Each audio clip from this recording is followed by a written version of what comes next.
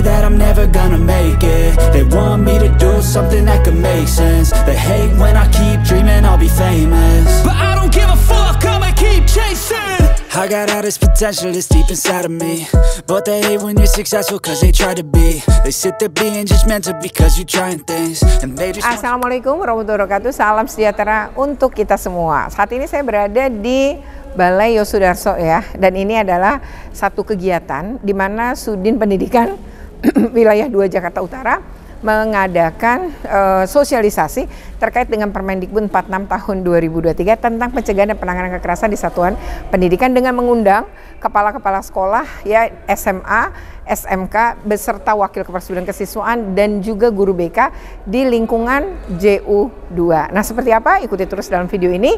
Tapi sebelumnya jangan lupa untuk di like, share, comment, and subscribe. Bagi yang belum subscribe, segera subscribe untuk terus terupdate dengan video-video pendidikan dan anak. Oke.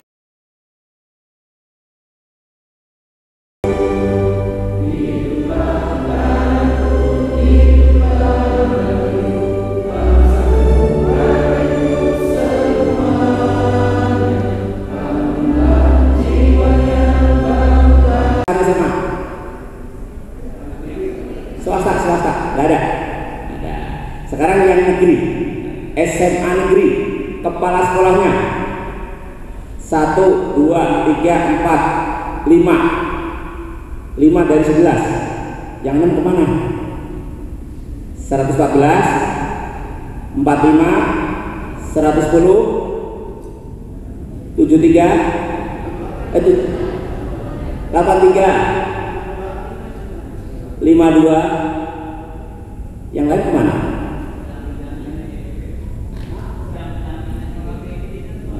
Waktunya sama, nggak bisa nanti dulu itu nggak bisa ya. Nah, besok sampaikan SKP yang tanda tangan CGP aja, CGP ya. Udah semua belum tadi ya?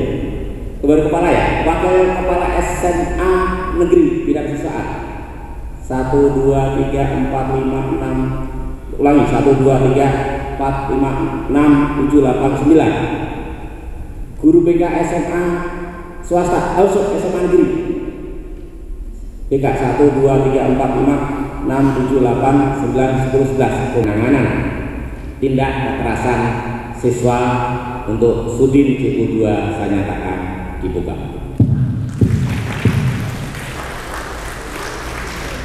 Terima kasih, selamat mengikuti dan harus ada hasil.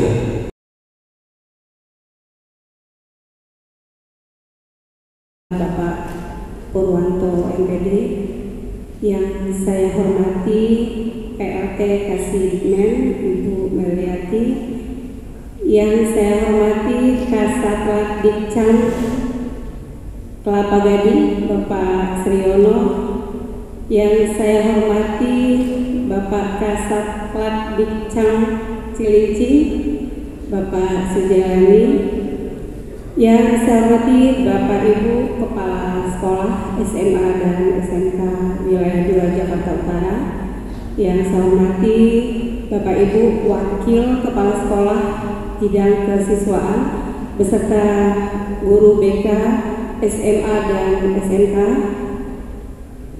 yang saya hormati narasumber kita yang sudah hadir di hadapan kita, Bapak Ibu yang sudah tidak asing lagi.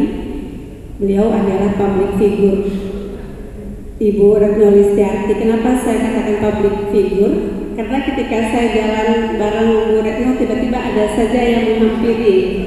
Bu Retno ya? Oh iya, terus foto dong Bu. Kadang-kadang saya kebagian Bapak Ibu bertiga, cuma seringnya Bu tolong difotoin Bu. Ya udah, risiko berteman dengan public figure. Tentu Bu Retno sudah tidak asing lagi bagi kita Bapak Ibu, karena beliau adalah orang utara juga ya. Sedikit saya bacakan biodata beliau.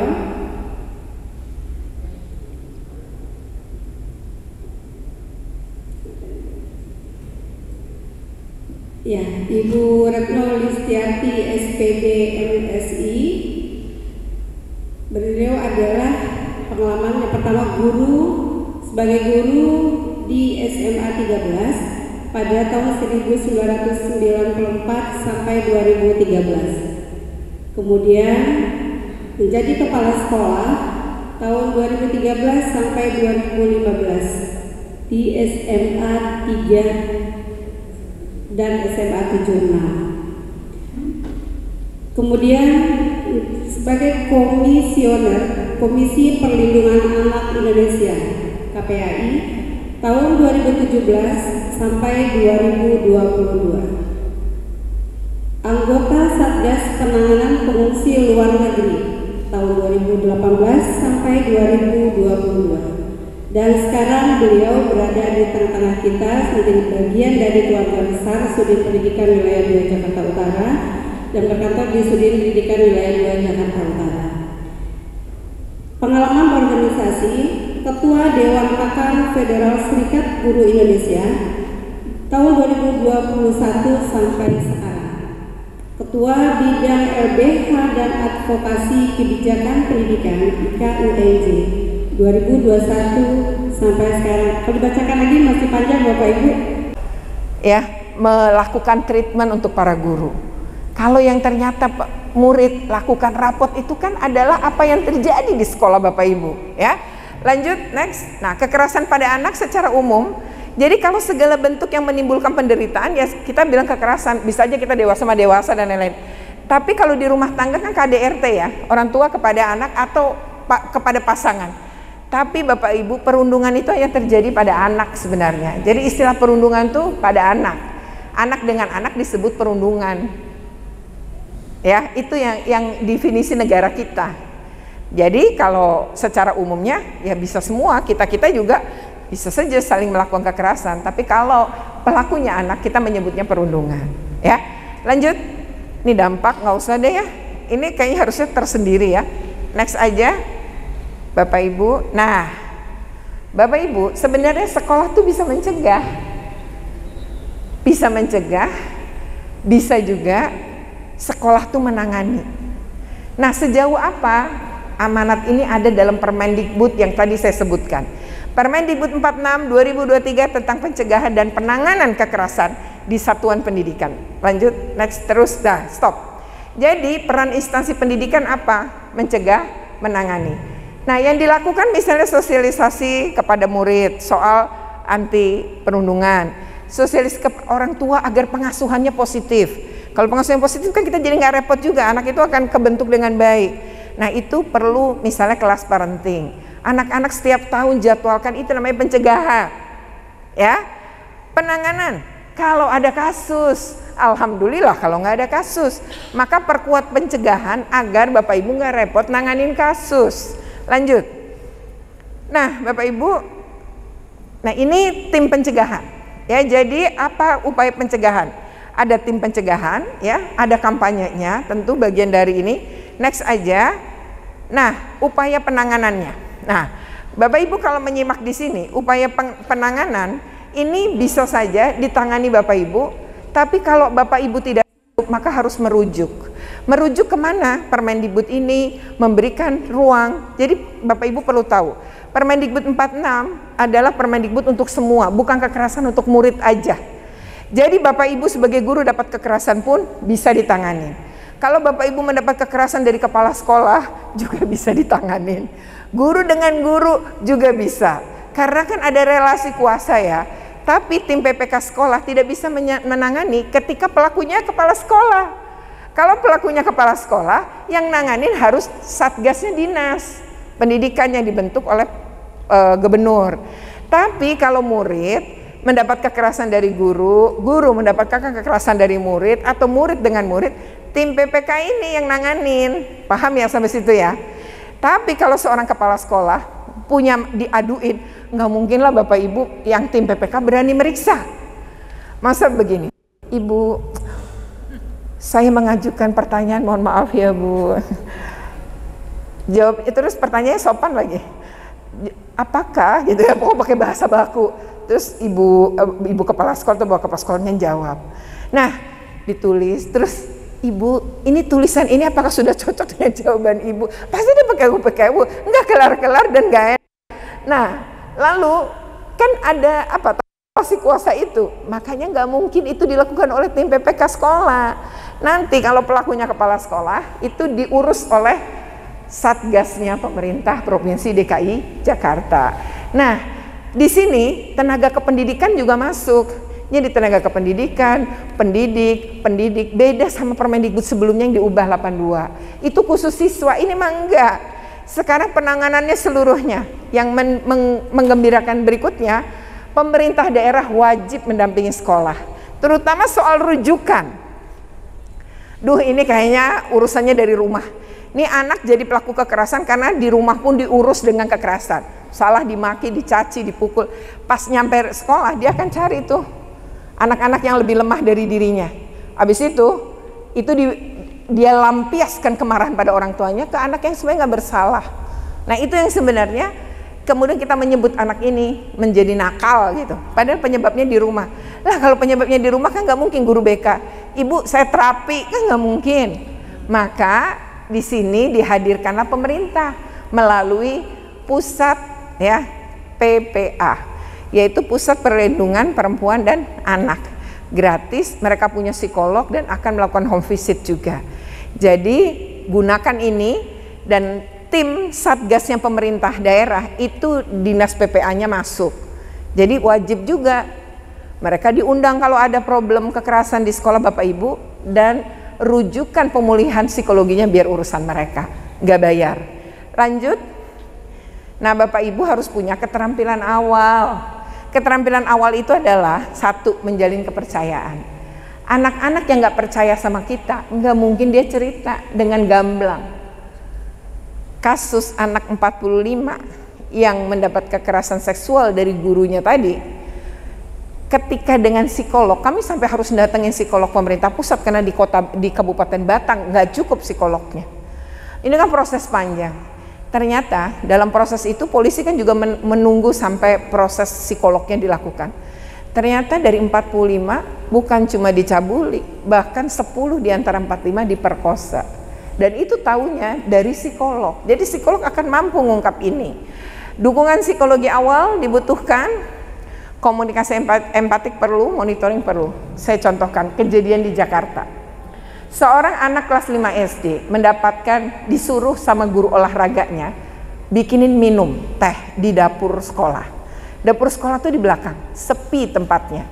Setelah anak ke sana, dia lagi bikin teh untuk gurunya, masuklah si guru olahraga ini, memeluk dia dari belakang, kemudian menciumi dia. Dia memberontak, kemudian lari. Dia lapor ibunya, ibunya besok datang ke sekolah menemui kepala sekolah. Kepala sekolah menerima, oke Bu, saya terima laporannya. Tolong Pak diselesaikan, baik. Harapan ibunya juga disampaikan. Ini guru harus mendapatkan sanksi. Singkat cerita, ibunya udah berangkat kerja, berikutnya kepala sekolah berkoordinasi. Ini kekeliruan. Kepala sekolah berkoordinasi dengan sekolah, tidak melindungi, menyebutkan identitas, menceritakan secara rinci orang tua, bahkan ngomong, ya ini ibunya, ibu ini orang tua tunggal. Emang salah apa dengan orang tua tunggal? Singkat cerita, udah, lalu guru-guru berupaya menyelesaikan. Jangan pernah berpihak pada pelaku. Dan yang kedua, percayalah pada korban. Ngapain korban ngomong begitu? Untuk apa? Kepentingannya apa dia kalau nggak terjadi dia cerita-cerita? Apalagi anak umur segitu 11 tahun. Ternyata anak ini dipanggil dalam sebuah rapat sidang bersama guru. Lalu ini minuman diisi air, terus anak itu duduk dan dia sudah bingung tuh, semua di tengah-tengah tuh guru. Minum nak. Terus jawab dia, enggak, saya enggak haus. Minum. Karena dipaksa dia minum. Habis minum dia sedikit, habiskan. Kan dia bingung ya. Akhirnya karena takut dia habiskan. Selesai itu gurunya bilang, kamu udah minum air ini yang sudah saya doakan. Kata guru agama, pelakunya guru, bukan guru agama, pelakunya guru olahraga kali ini. Lalu kata si guru olahraganya nggak ngomong, diam aja guru agama. Ini sudah saya doakan. Kalau kamu berbohong dari pernyataan kamu, maka besok kamu mati. Udah korban, dikorbanin lagi. Anak kecil dibegitukan. Nah, Bapak Ibu jangan ngelakuin itu. Satu lagi, Anak melanggar aturan sekolah, ini baru saya tangani nih. Melanggar aturan sekolah, kemudian saya nggak sebutin sekolahnya ya, tapi prinsipnya nih ya. Anak melakukan itu. Bapak Ibu, bunyinya gini. Mengadakan, jadi dia yang punya minuman keras. Yang kedua adalah mengedarkan, mungkin dia membagi. Yang ketiga adalah pengguna, berarti minum. Begitu 5 tertangkap, semuanya dikeluarin dengan cara ngundurin diri. Hari Jumat peristiwanya, hari Jumatnya juga diputuskan, hari Senin udah nggak dapat hak. Itu semua ngelanggar Permendikbud 46. Bapak Ibu, pertama, ini ada 5 peran yang berbeda-beda. Kenapa hukumannya sama? Misalnya saya sama Bu Barsi tawuran nih sama ibu ya, kita berempat nih, kita CS ya, lawannya ibu. Saya mau Bu Barsi megangin, ibu mukulin, ibu nendangin. Kalau terbukti secara hukuman ibu kan lebih berat dari saya kan, yang cuma megangin kan. Artinya kan semua pakai peran, bukan kemudian semua dikatakan. Ingat, Bapak Ibu ngelakuin itu nggak? Bayangkan, pengguna narkoba saja hakim membedakan rehabilitasi, tidak masuk penjara dulu. Nah, kita kok kejem banget. Nah, coba dicek selama ini nanganin anak-anaknya gimana. Oke, lanjut ya Bapak Ibu. Nah, Permendikbudristek nomor 46 tentang PPSK ini pada pasal 24 mewajibkan sekolah membentuk tim PPK. Bapak Ibu, ini yang jadi PR. Pak Kasudin tadi ngomong tuh maksudnya ini cuma diberi waktu 6 bulan sejak diundangkan. Dari sini Bapak itu bikin tim PPK ini. Oke ya. Tim PPK itu diangkat oleh kepala sekolah. Ya, jadi dari SD sampai SMA dan SMK itu kepala sekolah. Kepala sekolah yang tidak boleh masuk ke dalam anggota tim, tapi dia yang menandatangani SK-nya. Kalau PAUD ya itu penggabungan, karena PAUD itu kan SDM-nya sedikit, maka digabung. Misalnya satu gugus, satu kelurahan. Nah, siapa yang meng-SK-kan? Dinas Pendidikan. Tapi kalau ibu bapak cukup kepala sekolah nih, SMA dan SMK. Pasal 25, dalam melaksanakan tugas dan fungsi, tim PPK bertanggung jawab kepada kepala satuan pendidikan. Nah, di sini Bapak Ibu kalau baca panjang, yang tadi Bapak Kasudin bilang, saya nggak dilaporin. Nah, harusnya ini ada tim PPK ini jelas prosesnya, termasuk melaporkan ke atasan. Yang pertama kali harus tahu adalah pengawas. Jadi kalau pengawas nggak diundang, Bapak Ibu nyelesain masalah yang salah, sebenarnya pengawasnya nggak salah. Oh, pengawasnya nggak diundang. Pengawas itu perwakilan Sudin dan orang memang pejabat yang harus mendampingi Bapak Ibu di sekolah. Jadi komunikasi dulu gitu ya. Nah, ini yang pertama, next aja tadi, sorry. Terus tadi kan kita sampai ke Permendikbudnya, lanjut. Nah, next. Kok ini ya? Lanjut. Memang gitu ya, Bu? Atau kenapa nih?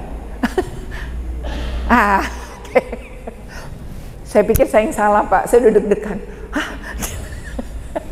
Pasal 27, kalau saya yang salah kan nggak boleh nyalain orang ya, Pak. Oke, pasal 27, keanggotaan TPPK ini harus berjumlah gangsal. Jadi Bapak Ibu boleh bentuk minimal 3, tapi boleh 5, boleh 7, boleh 9. Seluruh anggaran boleh keluar menggunakan dana BOS. Ini wajib diupload di Dapodik. DKI Jakarta saat ini yang sudah mengupload adalah 1.900 dari seluruh jenjang. Ya, oke Bapak Ibu, keanggotaan ini terdiri dari perwakilan pendidik yang ditugaskan Kepsek dan komite sekolah atau perwakilan orang tua. Jadi gampang banget kok bikinnya. Bapak Ibu cari 2 orang pendidik misalnya mau bertiga, yang satu adalah komite. Anggota tim PPK dipersyaratkan jadi bisa komite, bisa perwakilan orang tua, nggak harus pengurus komite. Anggota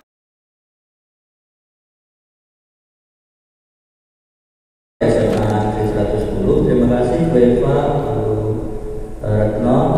Menarik tentu kalau membicarakan tentang kekerasan di sekolah ya, karena itu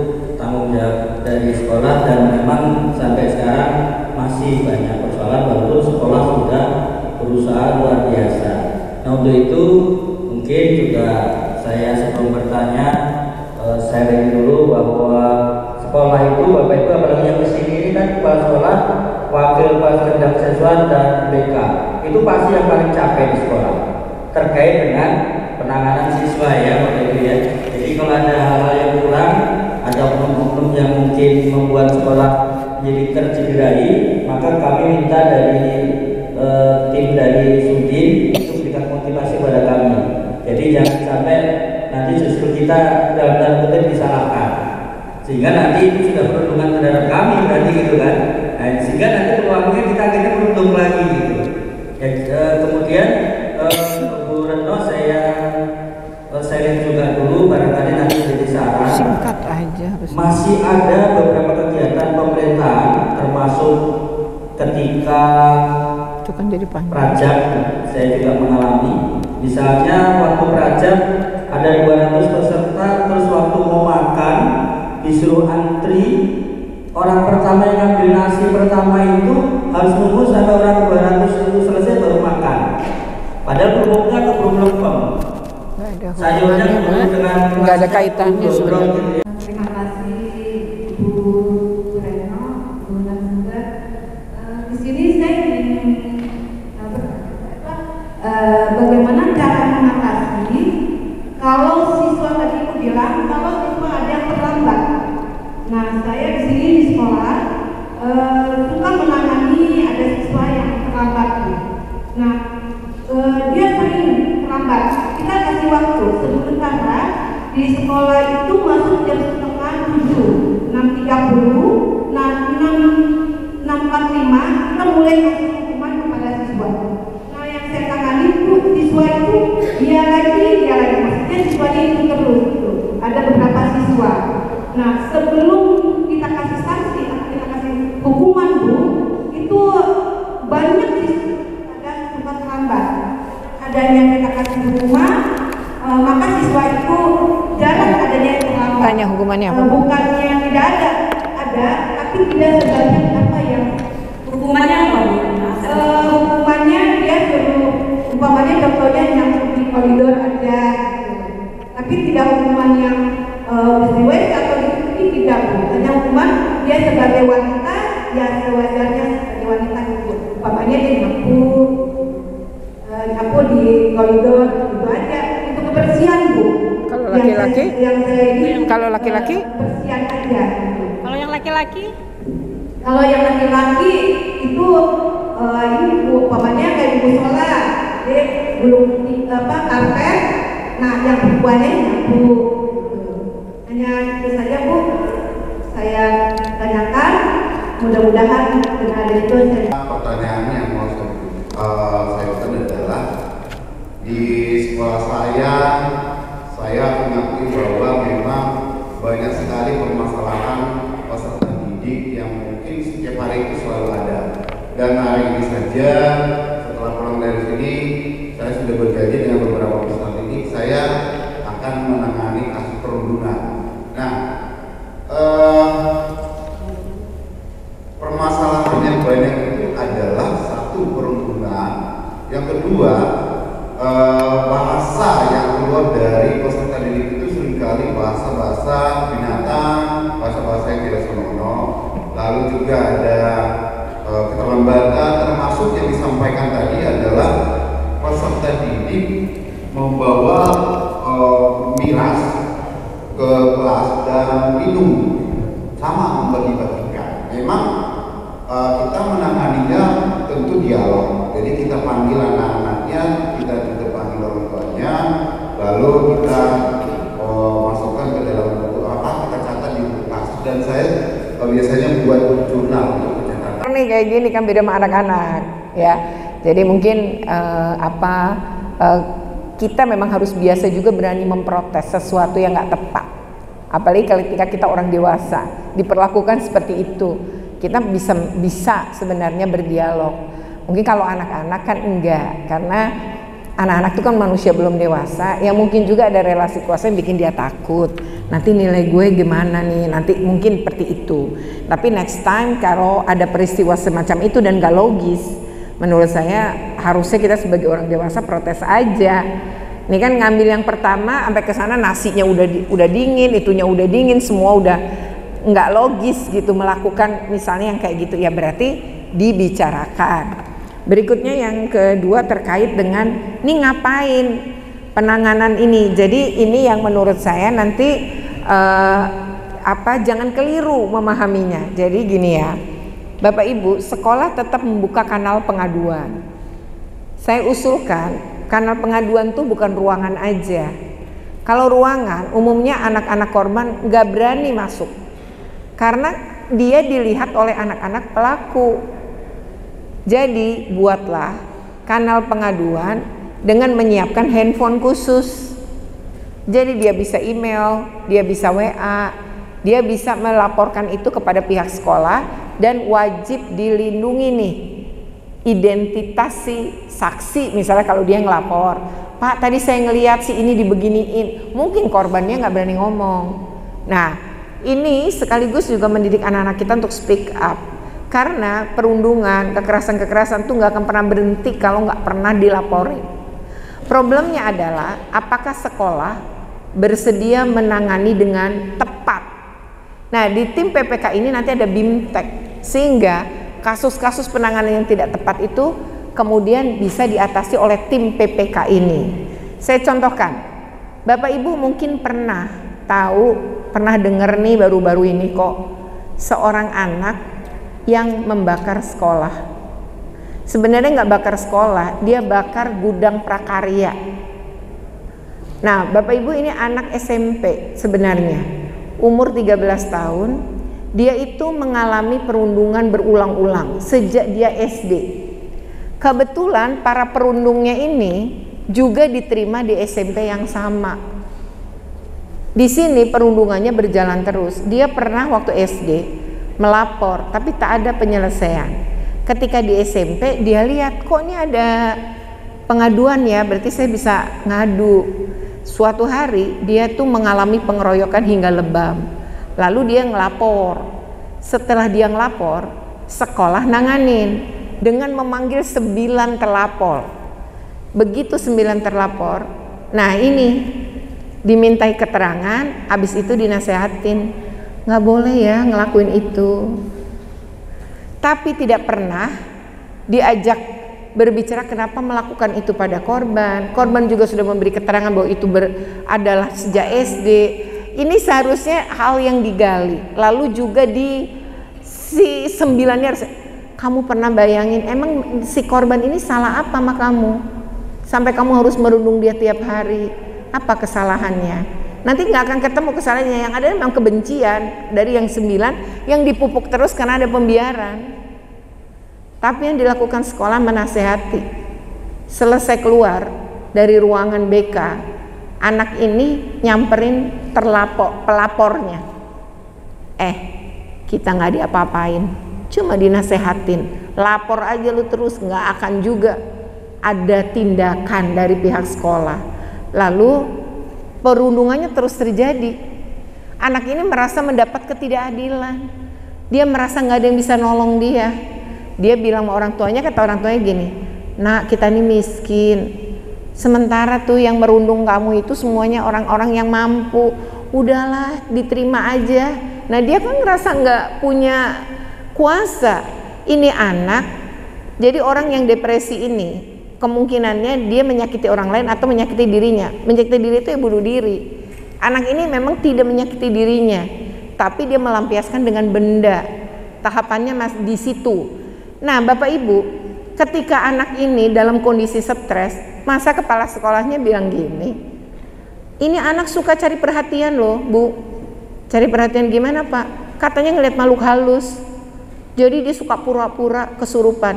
Padahal ngelihat makhluk halus untuk orang dewasa pun anak, kalau tahapannya udah begitu itu halu kan namanya. Halu itu udah depresi masuknya. Tapi ini nggak disadari oleh sekolah karena sekolah tidak paham teori perkembangan anak kan.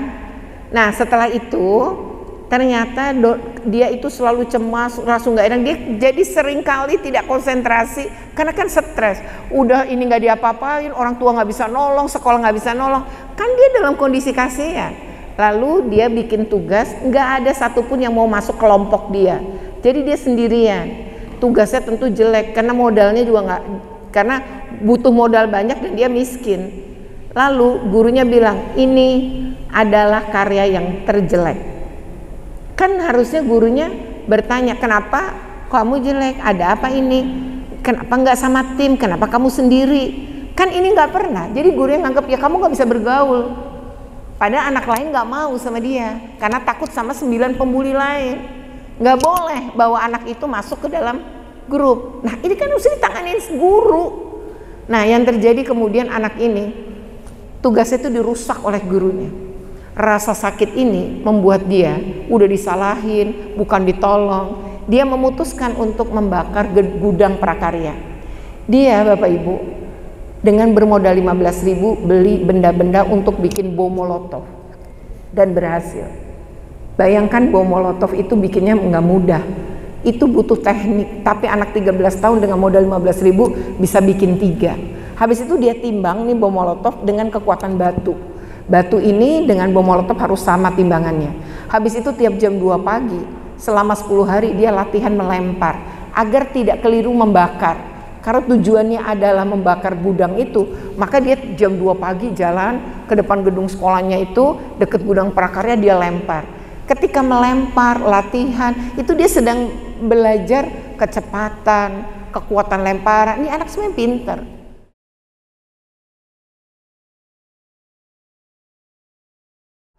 Oke ya, demikian video ini. Tadi beberapa sekolah gitu ya antusias juga bertanya.